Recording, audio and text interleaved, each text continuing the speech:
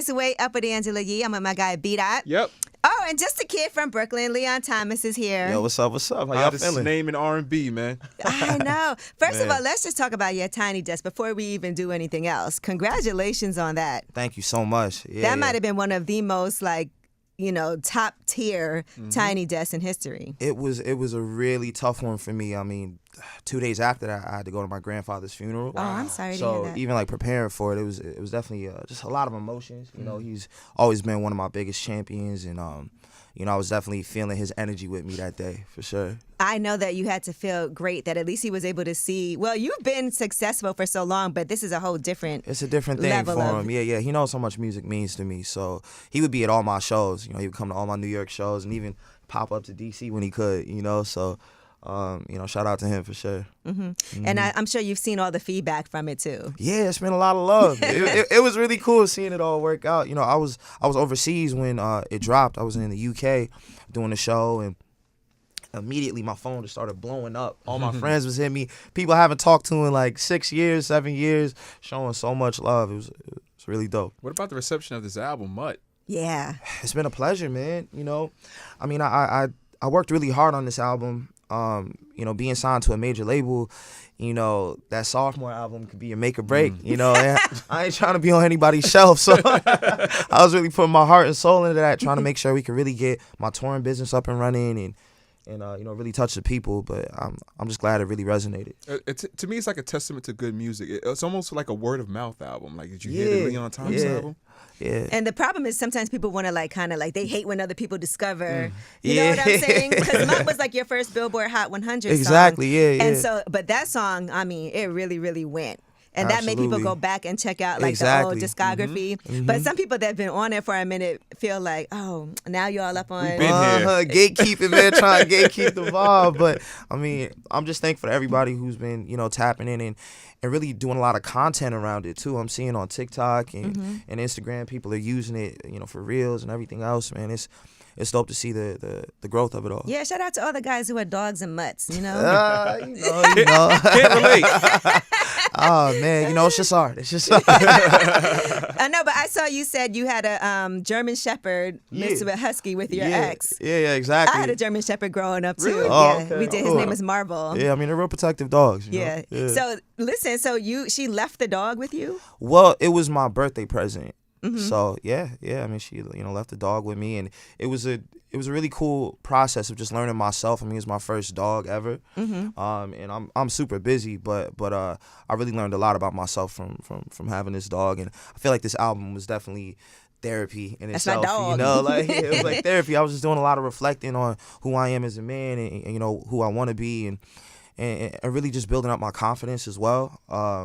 So I feel like, dogs are fighters too, and I'm definitely a fighter right now. And loyal. Yeah, very loyal, yeah. So when you said you were doing a lot of reflecting on who you are, who would you say that is if you had to describe who Leon Thomas is? Man, I feel like I'm definitely a workaholic, but, art means a lot to me. And, I think, these last 4 years have been really just a process of finding balance within all of that. And I mean, it tends to be the Achilles heel to a lot of my relationships. And, I'm just trying to build more hobbies and just other things that I'm interested in, as well as everything else. But I'm definitely hyper focused on my dreams right now. So I'm going in on that. What type of hobbies are you interested in? Yeah, it's really interesting. I don't have actual hobbies. So this is me. This is like the last 4 years. I'm picking up bowling. I'm doing all types of Kingpin. I'm trying to just really lock in. Yeah. Shout out to my boy Dre Sinatra, Kingpin. I've been over there locking in, trying to just find more things I can do outside of, just sometimes making music all the inspires time. the music too. Exactly. And sometimes you got to step away from it and then come back. Yeah, definitely need that give and take. Now, listen, you're a child star also. Yeah. Thank goodness that things turned out the way they did. I feel like child stars also have this it's like a dark cloud. Yeah. It could be tough though, because not having the childhood that everybody else had. What was your childhood like? My childhood was really awesome. Shout out to my mom.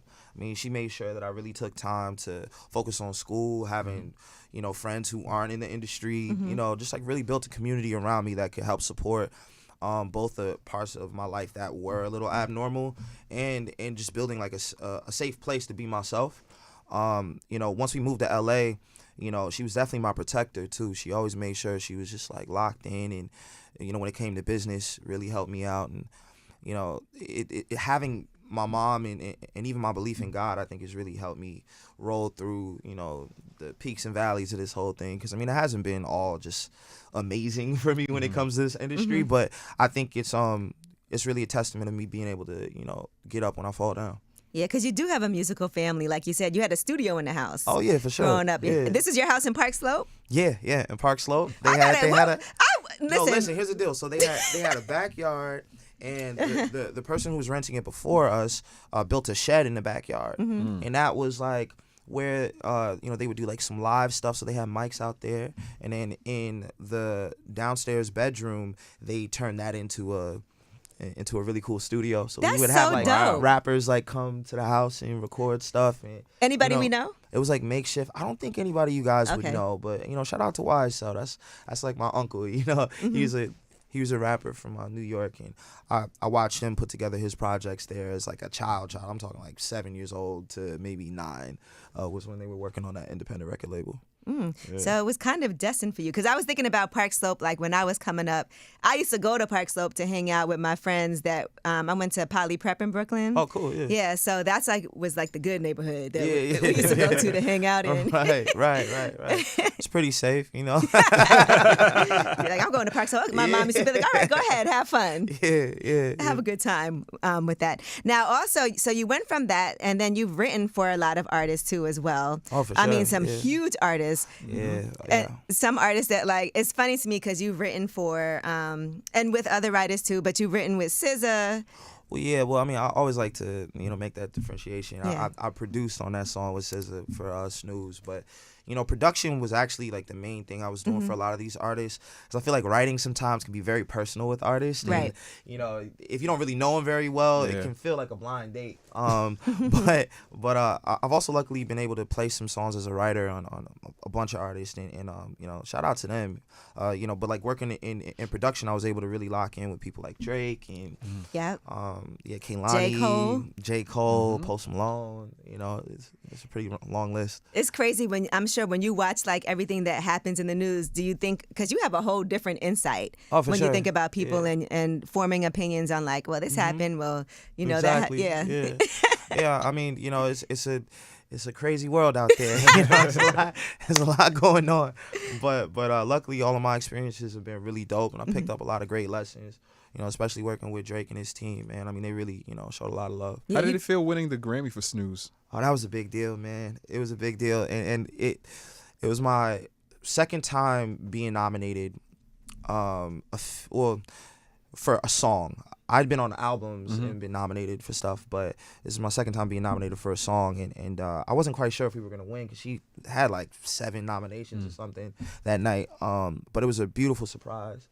And my mom was real happy, Yeah, she's one of my favorite artists. Yeah, period. She's great. And I saw you also said, so you have this deluxe album coming out. Is it done yet?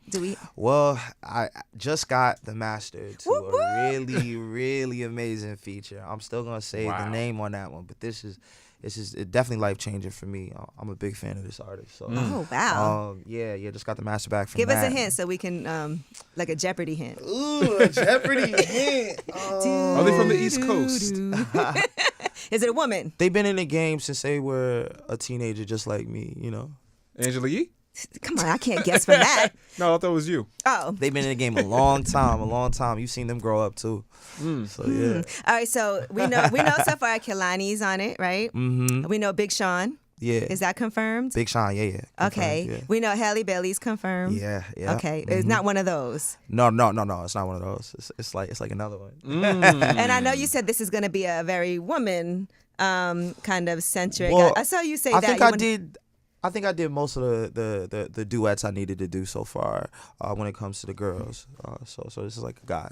Oh, it's a guy. Okay. See, on the OG version of the album, I think you surprised a lot of people having Freddy Gibbs on the remix for Mutt. Yeah. That was such a great moment. Listen, man, I'm a real big fan of real lyricists, and one thing about Freddie, from being in the studio with him even prior to doing that record, I mean, he's really sitting down, he's writing those lyrics, and he's an amazing rapper. I love what he has to say, and he's got like a wit to a lot of his bars that I think is really cool. He's also really funny. Yeah. Did you know he does stand up? He does stand up, man. Yes. Like, that's so cool. Freddie is cool. I'm gonna be honest, like, cause he was living in L.A. I don't know if he still does live in. He has a place. And we would there, have all these like parties, house parties, and be like, yeah, we're having a party at the house. Come through. Yeah. Nah, he's a fun guy. Yeah, fun he guy. is. That's why I hate to see sometimes like some of the things that happen online and him going to. I don't, because I know Freddie's cool. He's funny. Yeah. His page that kept getting deleted on Instagram. He would always post the wildest stuff on social media, but it was quite entertaining. I would tell people, do y'all follow Freddy Gibbs? Yeah. He's definitely got the Twitter fingers for sure. He be going there. No, but so how did that even happen? What made, like, you called him up, you gave him the song ahead of time. How did y'all even? I mean, we had each other's numbers because we're cool, like we're friends. But he texted me, he told me, he really wanted to hop on the song, and okay, it was like right after it had come out, and I was like, you know what, we were talking about doing a remix, that could be cool. And I mean, I sent him the instrumental. He sent back the feature the next day. Wow. So that was really dope of him. Yeah. Now, also, so were you signed to Rostrum Records previously? I was a long time ago. Yeah. Okay. It was kind of interesting how that happened, because I was signed to Columbia originally, and I had a song with Wiz Khalifa, and I became really good friends with Benji, who owns and just over the course of like 2 years, we became really close, and I ended up, rocking with him independently for some time. And I learned a lot about how to run an independent record label from just being cool with him. And shout out to him for really showing me the business side of it. I feel like every experience has been a lesson somehow, some way. What other situations did you have before you landed?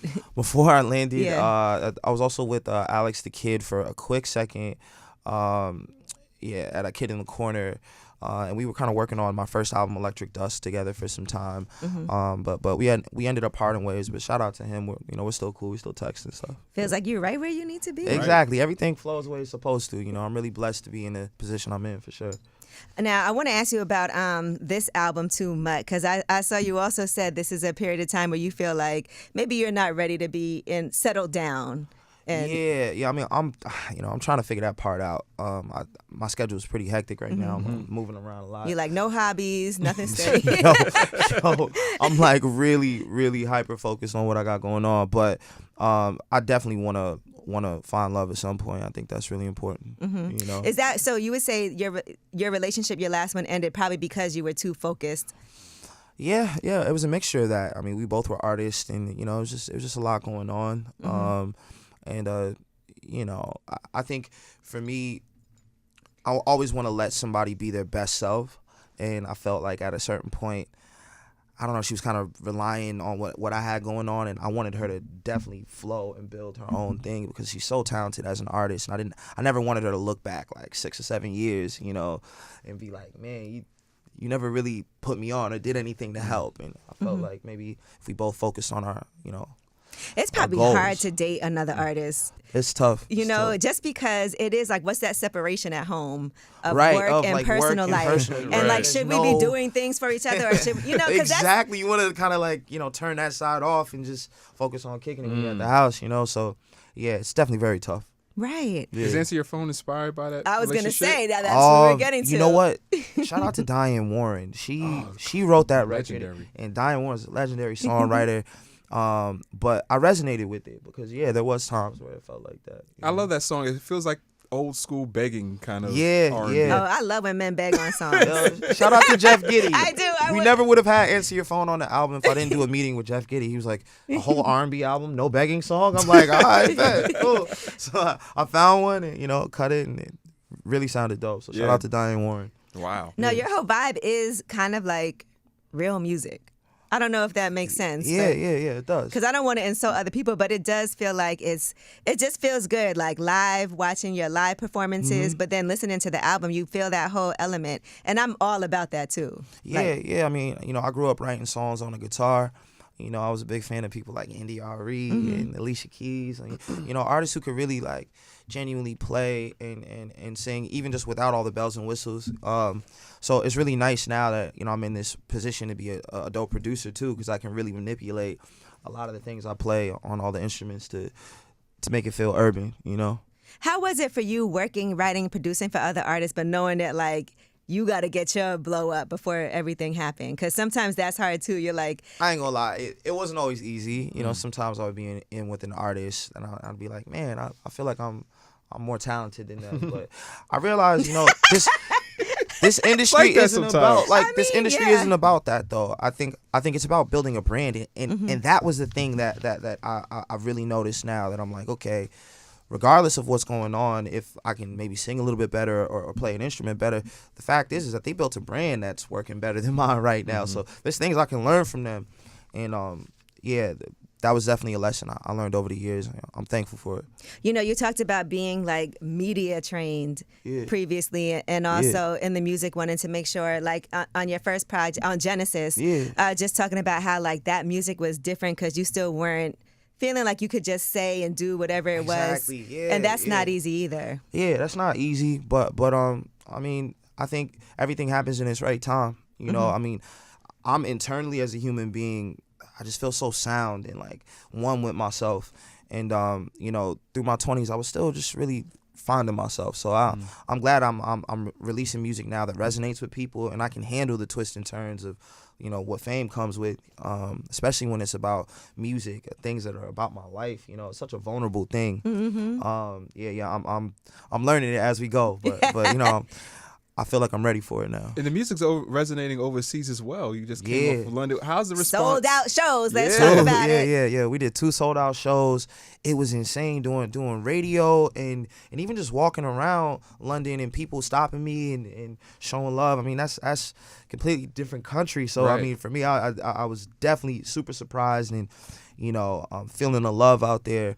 I'm very excited to go back and continue to build overseas. I feel like London is a great way to reach out to the rest of the European countries as well. So I'm looking forward to going to Copenhagen and Berlin again, and you know, Switzerland, all of that. Is the love comparable to America, or is it more intense over there? It was kind of hectic. I'm not gonna lie. It was kind of hectic. I feel like all of my U.S. fans, like everybody feels like a distant cousin who shows a lot of love. You know, like in the UK, it felt like fandom energy. You know, which is really dope. But I mean, shout out to both sides. You know, I love working for you know, for the love, and it's just great that, you know, the UK is, you know, showing love as well. I saw recently Omarion said that you were on his bucket list of people that he wants to work with. Really? I did a song on his last album. That's funny. Omarion? Oh, no, Omar. I did one on Mario's last album, sorry. But Omarion, I met him not too long ago, and we exchanged numbers. We definitely gotta figure it out, man. I mean, he's such a talented artist, man. I mean, I remember growing up in Brooklyn watching 106 in Park, B2K, you know, all of his solo stuff. Like, he's definitely a legend. It's funny now because, like, the Millennium Tour is happening. Oh, And all those groups that we looked at previously is like, you know, we grew up on. It makes us feel like, damn, I got. But you're like the hot guy right now. Who do you want to work with? Man, there's a lot of people. I definitely want to work with Beyonce. I feel like that would just be epic. I know I'm shooting for the stars here, but I genuinely feel like we can make something really dope. And it's like one of those icons I've always wanted to either write or produce for. I mean, you've already worked with some icons too, so I can see that. I feel like we could come up with something really dope. And then I want to do something with SZA at some point, but I just want the timing to be right. You know, I want her to really be in a space to even allow the creative space to work, because there's so much going on for her. #1 record, shout out to her for that, you know. So we'll figure that out. But Cleo Soul too, I know that's like a random, but Cleo Soul is like so phenomenal. Man. She's an amazing artist from the UK that I've been obsessed with, especially her band Salt too. Like, I'm a huge fan. Do you think about like all of these people that you've already worked with and like being in the studio with them? Let's just say before you put out your album, are you the type of person that's like able to be like, hey, you know, so I'm working on some music? Because, you know, sometimes people don't like to do that. I hate crossing that boundary. Okay. To be honest, I'm just wondering how that works. I hate it. Because some people are so good at that, and I'm always like, they're so. I don't know. I mean, that's why most of the people that you hear on a lot of my records, I have like a personal relationship with. Because I never wanted to feel like I'm being like, I don't know, clout chasey or just like trying to do the most, you know. I think it should always be organic, because you can feel it on a record when an artist doesn't want to do it. when it's just a money grab. I mean, I love that Wale's on the album. Oh, that's my boy. Yeah. I want Wale more out. Like, you know what I'm saying? Trust me. Like, we talk about it all the time, and he's got some amazing music that he's been working on, and I'm really excited for him to put some of that stuff out, because I think he doesn't realize how much the world loves him sometimes. And I think with Wale too, he's so in tune with like his emotionals. He's overly emotional, but it works, if that makes sense. Makes him an amazing lyricist. Yeah, he overthinks everything. You could have a conversation with Wale and you'll end up talking to him for hours and hours. Yeah, it'll definitely last for a while. But it's cool. I mean, he kind of speaks like he raps, you know what I'm saying? He's, it's very colorful and like, poetic, but he's a really good dude. Now, let's talk about this Deluxe album. When is it coming out? Mike? So we don't have an exact release date, and I don't want to shout anything out. It's not official, but we're thinking around May. Okay. Yeah. Okay, so we got a little bit of time. A little bit of time, but like, I'm just buttoning up like mixes and visuals and all this extra stuff, and I want to make sure it's really at its best, because I feel like the first iteration of the album was really special to me. Yeah, and I took a lot of time on it, so I want to make sure I'm not rushing things. And why did you say a deluxe album instead of saying, let me put out a, standalone project, EP? People just do music all different ways. I don't know if there's a business decision behind that. Yeah, I mean, there's some, there's definitely some business decisions behind that. The album came out too late to be recognized for any nominations for like Grammys and stuff, Right. So because it definitely would have. Yeah. I mean, we're definitely trying to make sure we continue to breathe life into the project, to at least give it its fair shot. And I feel like a deluxe is going to be a great way for us to do that. And what about acting again too? Because that's where you started. Pretty much. I definitely want to get back to it. For sure. Because I feel like now that makes you, just look, production, writing, acting, performing, all of those things, I could see that being something that's really special right now to work on a project. Yeah. Do you have ideas of what you want to do? Oh, yeah. I got some ideas, like some film and, TV ideas. But I think it's important that I also spend time back in class. I want to get back into class and really make sure when I do return back to acting, it's not just based off of charisma. Like, I want to bring that Denzel, that Will Smith. These guys work really hard. They work so hard on what they do. My homie Brett is on Broadway right now. He's playing Michael Jackson in a Broadway play. But, MJ the musical. Yeah, baby. MJ the musical. And, he's just talking about how much work he's doing. I mean, they got him taking ballet, yoga, acting class 3 times a week. I mean, all of my counterparts, the people that I've worked with and grew up in the acting field with, they work really hard. And I've been doing a lot of music, so I'm going to make sure I take the time to come back on the screen, right? Yeah. I mean, you were on Broadway too, though. That was intense at a young age. Young age, yeah. I've been doing this a long time, but it's not like riding a bike. You gotta make sure you got to keep on sharpening your skills. Yeah, That's good. I like to hear you say that, because some people would just jump back into it because it's something that, I feel like Broadway is like that intense. And what was that like for you at a young age, playing in The Lion King, the main character at that? Music and performing has always felt like it's felt like family, because my family's been in this so long, so it's always felt like fun. Even as a kid, it was just a good time. There was no like anxiety surrounding it.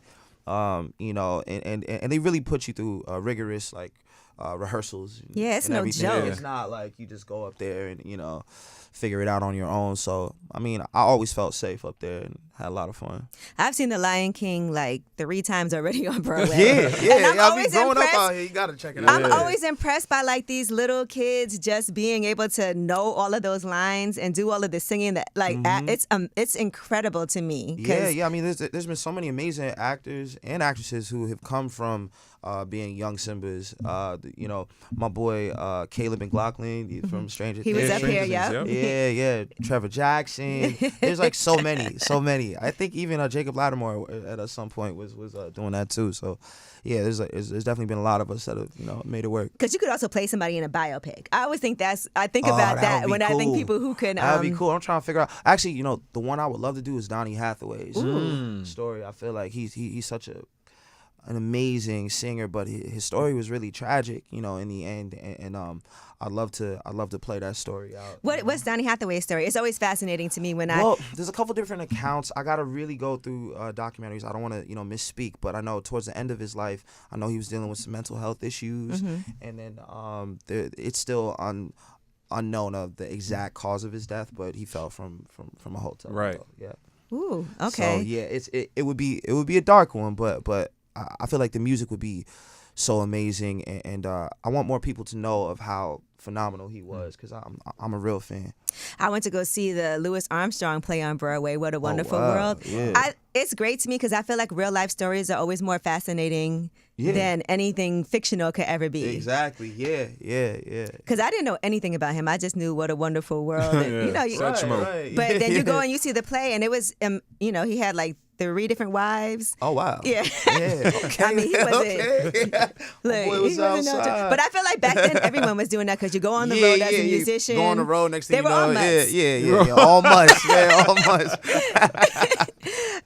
Well, listen, I know you have a lot going on right now, so I appreciate you so much for coming through. I was really excited I'm a big fan. Thank you for taking the time. It to means be a able lot. to have the opportunity, and I hope that when this deluxe album comes out, we get to see you again. Oh, for sure. Maybe we'll get you on Lip Service. You never. Yeah, I'm down. Man. We can get to some different topics over there. I'm wrestling with Vibes Don't Lie, man. That's my favorite song off the album. I don't Man, know if I thank like you. the OG version or this Tiny Desk version, man. Oh, It's like, wow, I don't know. That Tiny Desk was amazing. Yeah. Thank you. And to know what you man. were, like you said, it was a difficult time. Yeah, I was definitely going through a lot. I mean, we had to push back even when I filmed it, just based off of everything that was going on, with the funeral. But looking back at it now, he was with me. Like his energy was with me, and I'm glad I made him proud. Absolutely.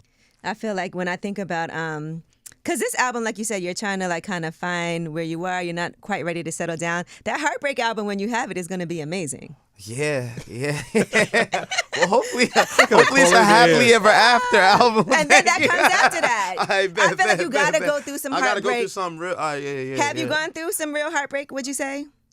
Yeah. I think I've been there before. Mm-hmm. Yeah.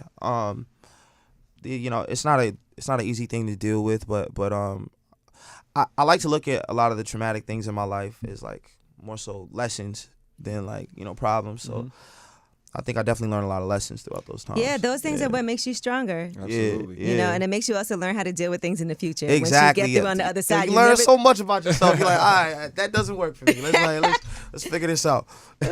All right, well, we can't wait. Well, thank you so much, and it's a pleasure having somebody as talented as you are up on the show. Thank you so much. I appreciate you. And from Brooklyn. Yeah, Brooklyn.